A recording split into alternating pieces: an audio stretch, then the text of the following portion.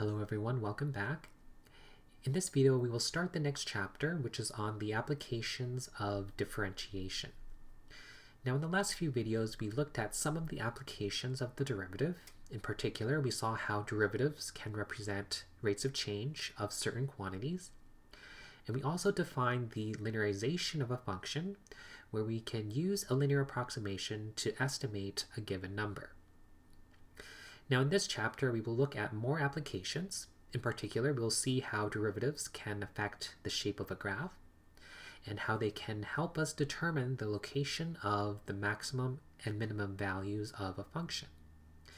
This will help us sketch the graph of functions and then lead us into exploring practical problems which require us to find the most optimal outcome. So we'll start with finding the maximum and minimum values of a function. So what we want to do is look at what the conditions are for which a function will achieve a maximum or minimum value. So we'll first start with some definitions. So let C be a number in the domain of D of a function f. Then f of C is called the absolute maximum value of f on the domain D if f of C is greater than or equal to f of x for all of x in D. So in other words, f of C is the largest value that the function will achieve in the entire domain. Now it's called an absolute minimum value of f on D if f of C is less than or equal to f of x for all x in D. So in other words, f of C is going to be the smallest value that the function will achieve in the entire domain. So on the left, what we have is a function where it achieves an absolute maximum value of 4. So 4 is going to be the absolute maximum value because the function will not achieve anything greater than 4. Now similarly on the right, what we have is an absolute minimum value of -4. So the function will not achieve any value that is smaller than -4, and so -4 is the absolute minimum of the function. Now the function on the left does not have an absolute minimum, and the function on the right does not have an absolute maximum. Now sometimes absolute minimum and absolute maximum values are called global maximum or global minimum. And we collectively call the maximum and minimum values of the function as extreme values, or the extrema of f.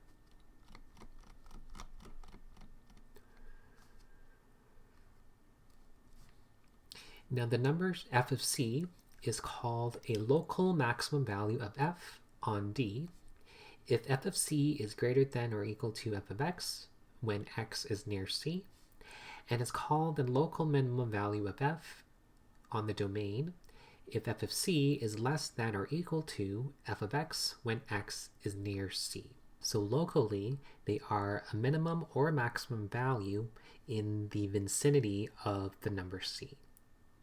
So let's have a look at the example. So let's suppose we have our function, which is 3x to the 4 minus 16x cubed plus 18x squared.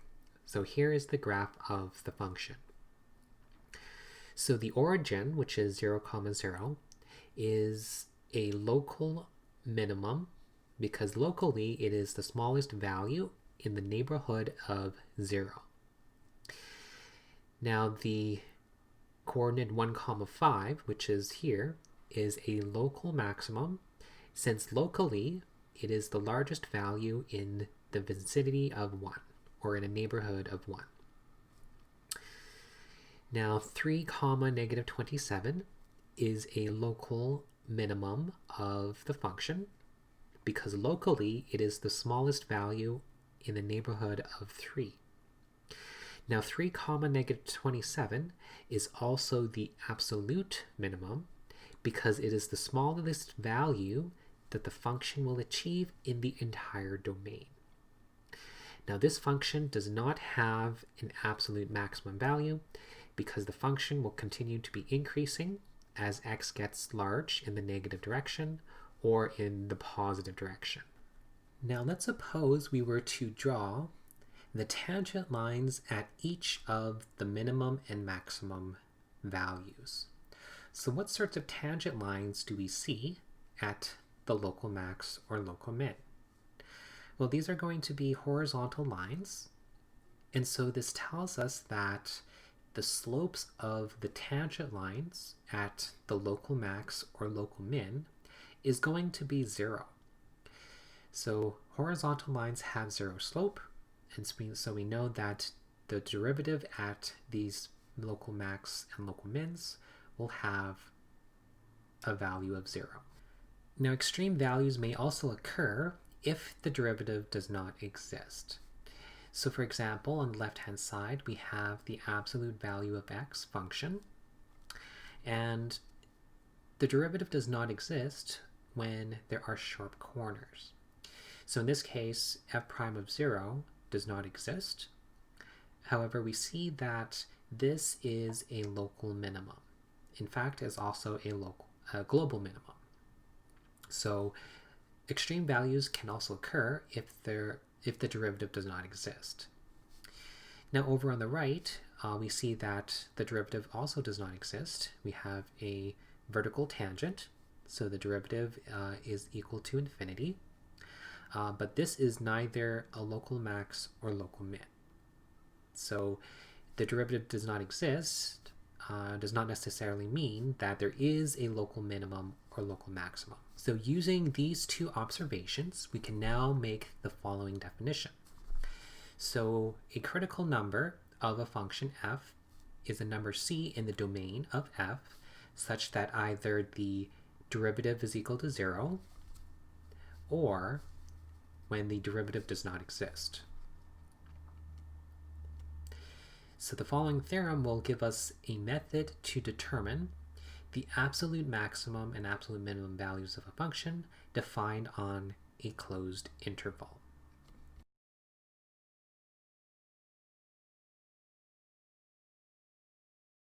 So this is called the extreme value theorem, and it states that if f is continuous on the closed interval from a to b, then f attains an absolute maximum value, f of c, and an absolute minimum value, f of d, for some numbers c and d in the interval from a to b.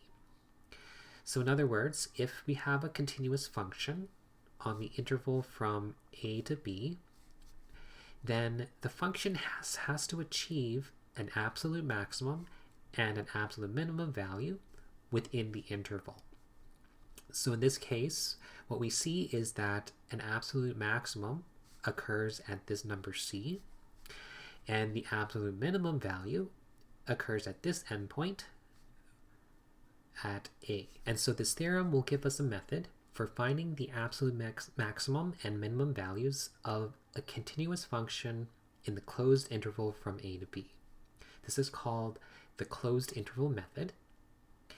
So the method says to find the values of f at the critical numbers within the interval from a to b.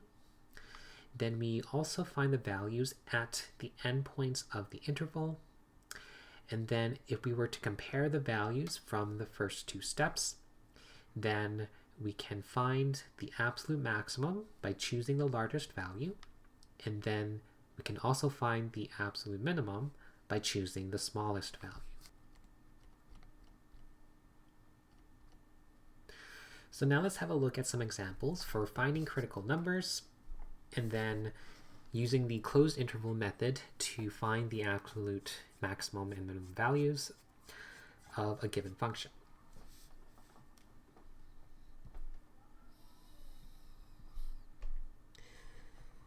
So in the first example, let's find the critical numbers of the function. So f of x is equal to 3 times x to the power of 5/3 minus 15 times x to the power of 2/3. So to find the critical numbers, we want to look at when the derivative is equal to 0, or when the derivative does not exist. So we'll first calculate the derivative. We have 3 times 5/3 times x to the power of 2/3 minus 15 times 2/3 times x to the power of negative 1/3. So now let's simplify. We have 5 times x to the power of 2/3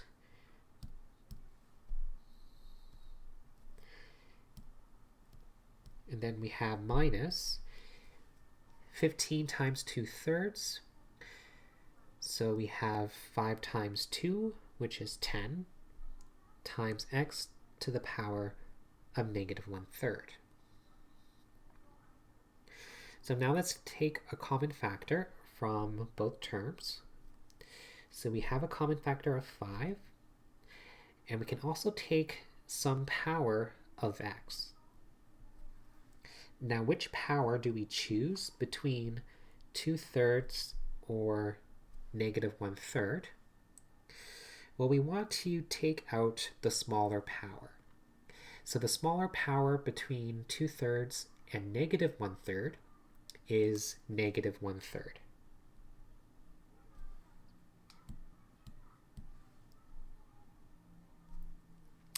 So if we factor out 5 times x to the power of negative 1/3 from the first term, we're left with a power of x, and we subtract negative 1/3 from 2/3. So in other words, we take 2/3 minus negative 1/3, which is the same as 2/3 plus 1/3, which is 3/3, or that's equal to 1. So 2/3 minus 1/3 is just equal to 1. So the exponent that's left on the first term is just 1. Then we have minus 2. And we took out x to the negative 1/3, so there is no x left over.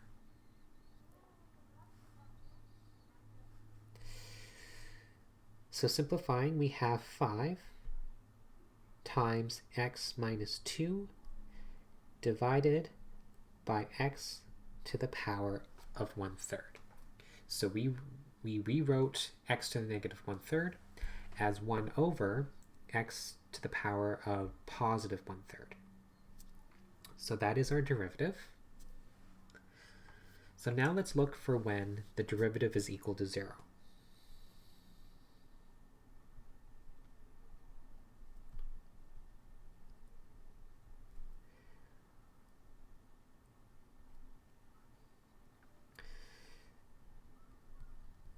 So we will set the derivative equal to 0 and then solve for x.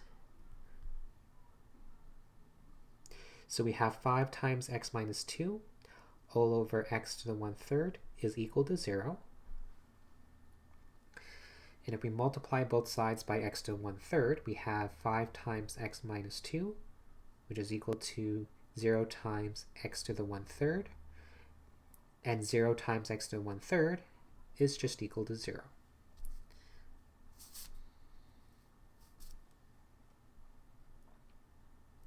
So now we solve the equation where we have 5 times x minus 2 is equal to 0. And that tells us that x is equal to 2. So one of the possible critical numbers is 2. Now we want to also look for when the derivative does not exist. Now the derivative does not exist if we divide by 0. And so if we set the denominator equal to 0 and solve for x, then these could be possible critical numbers.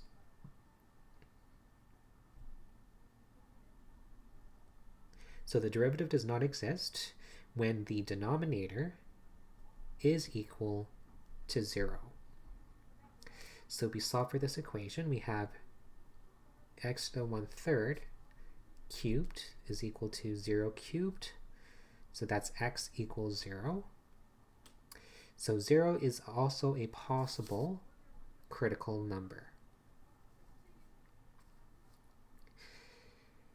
Now these are only critical numbers if they are in the domain of f. Now if we check the values of these two numbers in the domain of f, we see that they are both critical numbers since they are in the domain.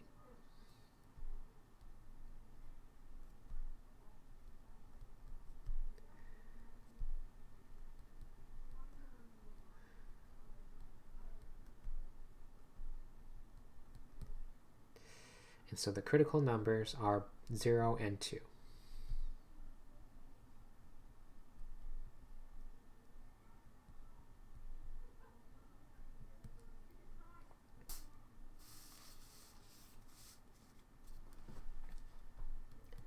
Now in the next example, we have g of x is equal to x times e to the x.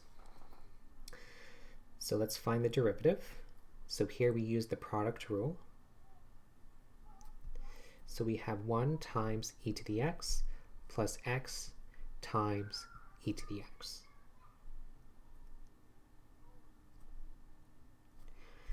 And simplifying, we can factor e to the x from both terms. So that gives us e to the x times 1 plus x as our derivative. So now we can look for critical numbers, which occur when the derivative is 0 or undefined. So let's set the derivative equal to 0. So we have e to the x times 1 plus x is equal to 0. So either e to the x is equal to 0 or 1 plus x is equal to 0. So let's have a look at e to the x equal to 0. So when does e to the power of x equal 0? Well, we know that e to the x is always positive for all x. And so e to the x can never be equal to 0. So there are no solutions to this equation.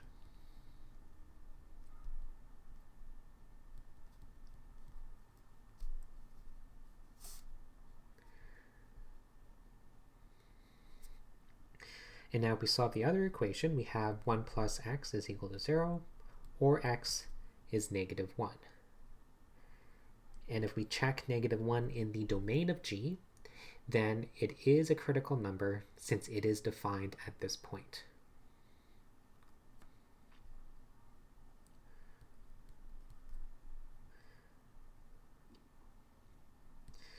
Now we also want to check for when the derivative does not exist. Now the derivative e to the x times 1 plus x is defined for all numbers, and so there are no points for when the function is undefined.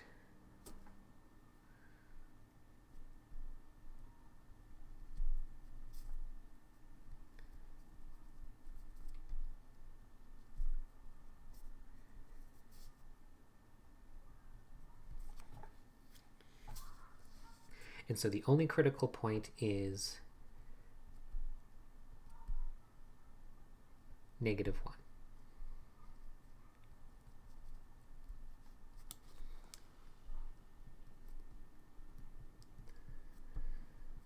Now in the third example, we have 1 over x cubed minus 1 squared.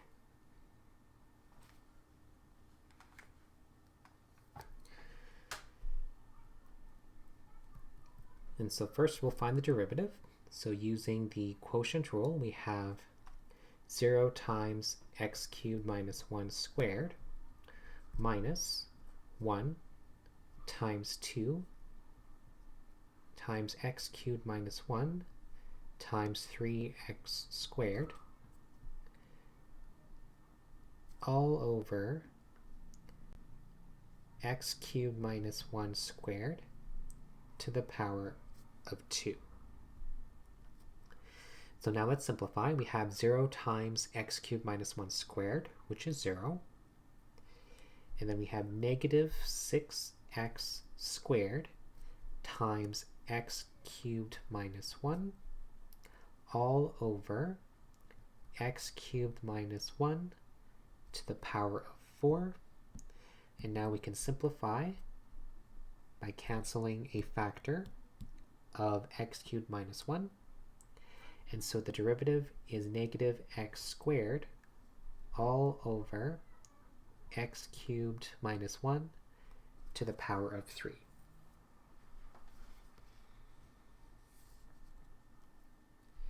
So now we can look for the critical numbers. So we'll first set the derivative equal to 0 and then solve for x. So the derivative is equal to 0 as only if the numerator is equal to 0. So we can set the numerator equal to 0 and then solve for x. So we have x squared is equal to 0, or x is equal to 0. Now if we check the domain of the function, it is defined at 0, so 0 is a critical point.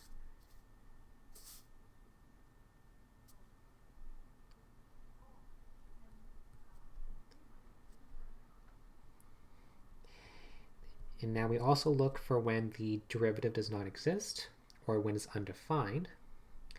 And that happens when the denominator is equal to 0.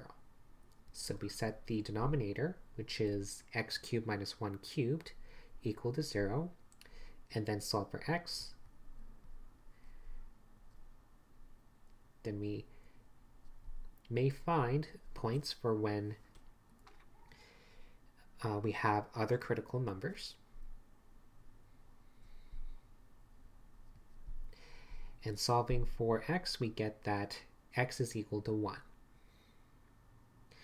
And now let's check whether 1 is in the domain of the function. So our function was 1 over x cubed minus 1 cubed. Now notice that 1 is not in the domain of h, and so 1 is not a critical number.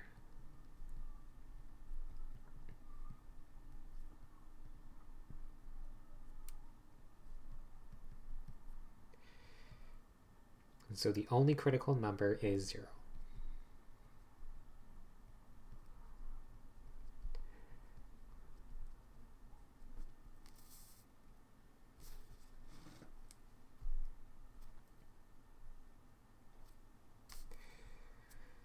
So now in the next example, let's find the absolute maximum and minimum values on the given interval. So we have f of x is x cubed minus 3x squared plus 1 on the interval from -1 to 4. So notice that the function is continuous on the closed interval. So we will use the closed interval method to find the absolute maximum and minimum values of f. So the first step is to locate the critical numbers. So we'll find the derivative, which is 6x squared minus 6x. And we can simplify this to 6x times x minus 1. And so now we will look for the critical numbers. So we'll set the derivative equal to 0 and then solve for x. So we have 6x times x minus 1 equals 0.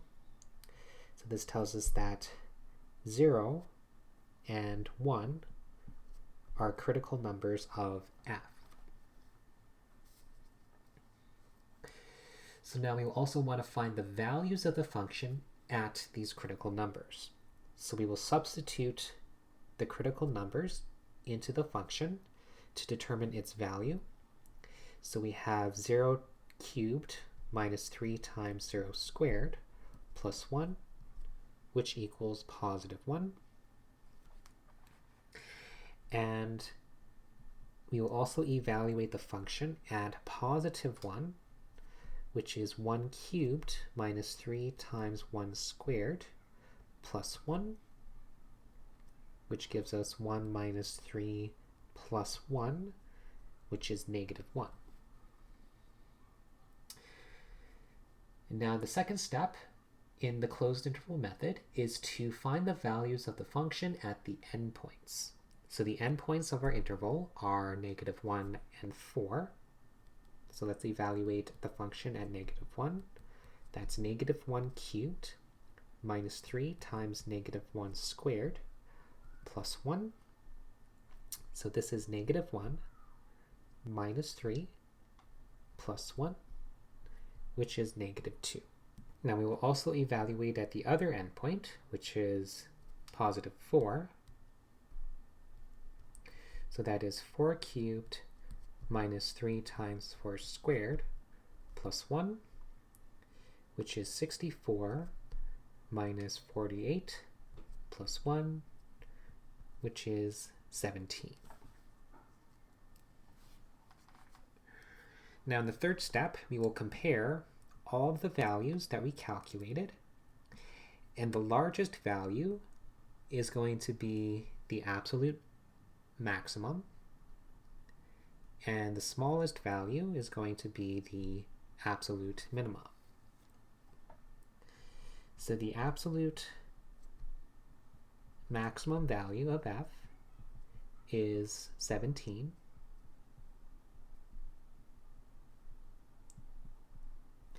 and the absolute minimum value of f, and that should actually be negative 3, not negative 2.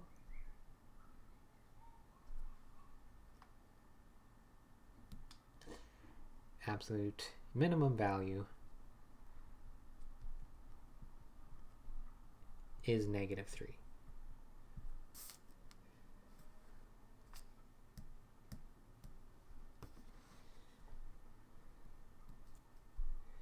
Now in the next example, we have sine of x plus the cosine of x on the interval from 0 to 2 pi.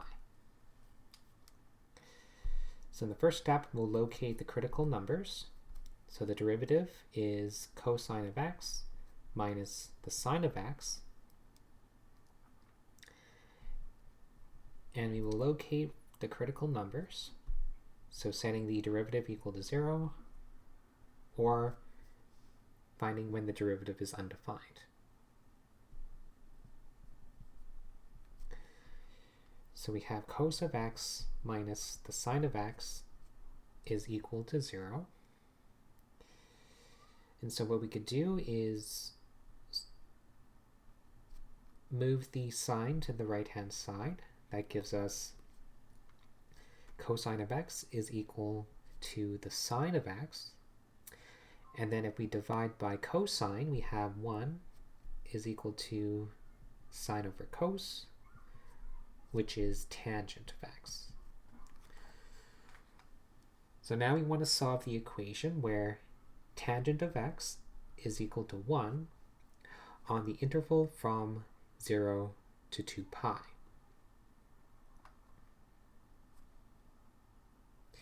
So here we can use our special triangles. So we know that tangent is opposite over adjacent. And if the tangent of x is equal to 1, that means the opposite and the adjacent side are equal. And so we'll call those sides 1, which means that the hypotenuse is root 2.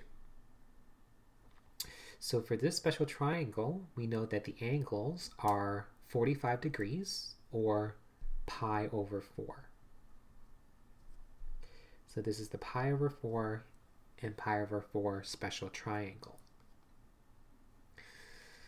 So now we can use the cast rule to determine the angles for when the tangent of x is equal to positive 1.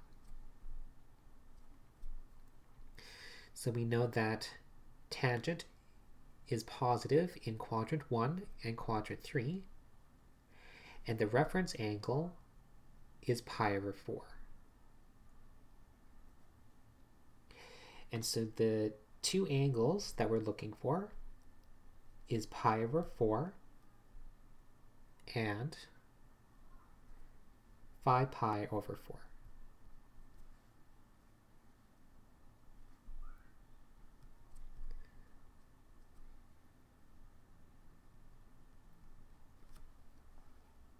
And so our critical numbers are pi over 4 and 5 pi over 4.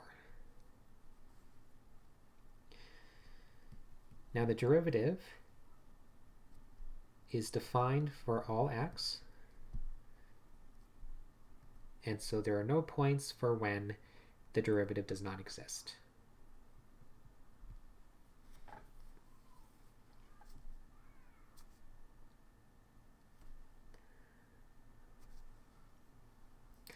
And so now we evaluate the function at these critical points. So g of pi over 4 is the sine of pi over 4 plus the cosine of pi over 4. So again, let's use our special triangle to determine the sine of pi over 4. We know that sine is opposite over hypotenuse, which is 1 over root 2.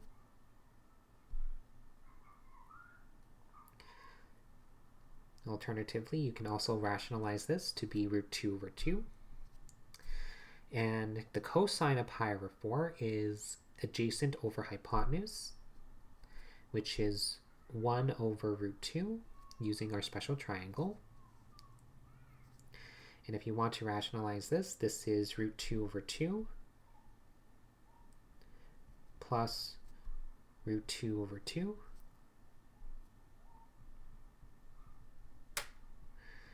And that gives us a total of root 2.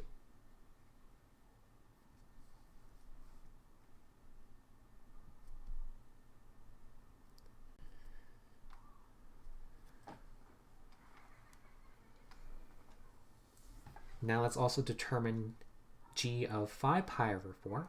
So the other critical point, we have sine of 5 pi over 4 plus cosine of 5 pi over 4.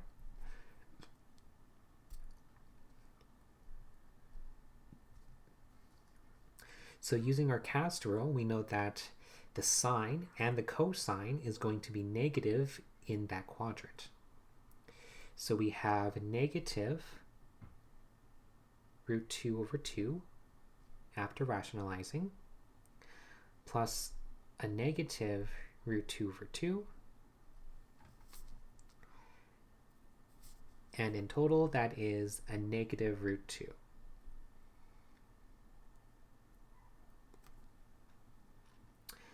And now the next step is to evaluate our function at the endpoints. So we have the sine of 0 plus cosine of 0.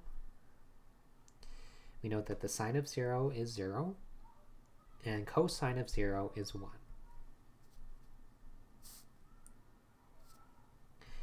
We also evaluate at 2 pi, so that's the sine of 2 pi plus the cosine of 2 pi, and the sine of 2 pi is still 0, and the cosine of 2 pi is 1. And so g of 2 pi is equal to 1.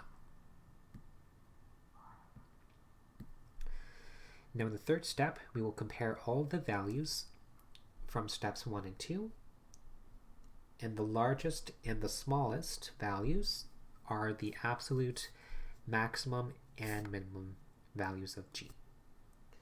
So the absolute max value of g is root 2, and the absolute minimum value of our function is negative root 2.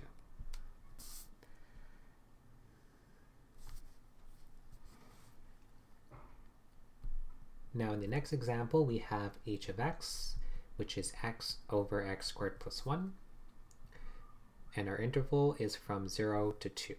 So using the quotient rule, we have 1 times x squared plus 1 minus x times 2x all over x squared plus 1 squared, and that gives us x squared plus 1 minus 2x squared all over x squared plus 1 squared. Simplifying, we have negative x squared plus 1 all over x squared plus 1 squared.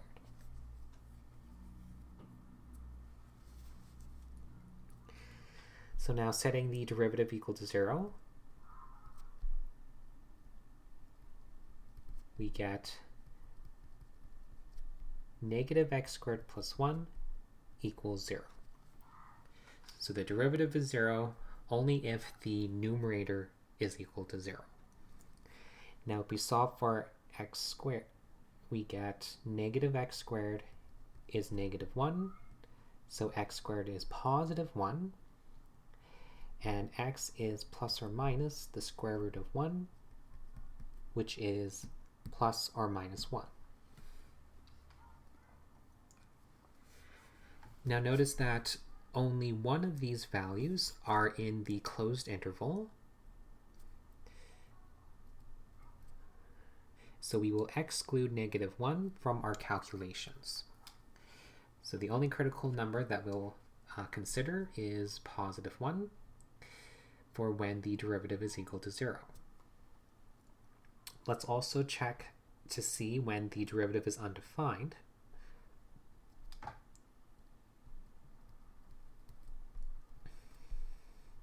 And the derivative is undefined if the denominator is equal to 0.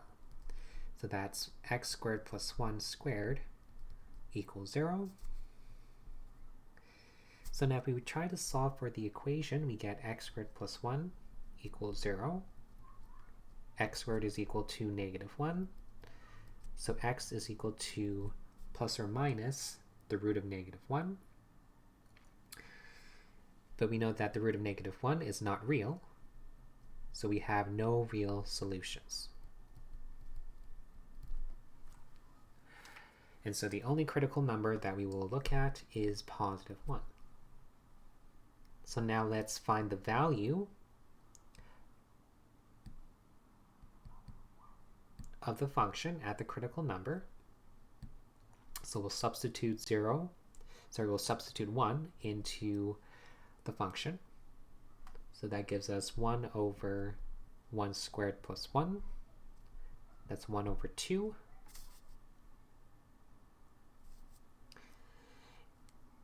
And then the second step, we will evaluate the function at the endpoints. So h of 0, which is 0 over 0 squared plus 1, which is 0. And at 2, we get 2 over 2 squared plus 1, which is 2 over 5. So now if we choose the largest and the smallest value, that will give us the absolute maximum and minimum value.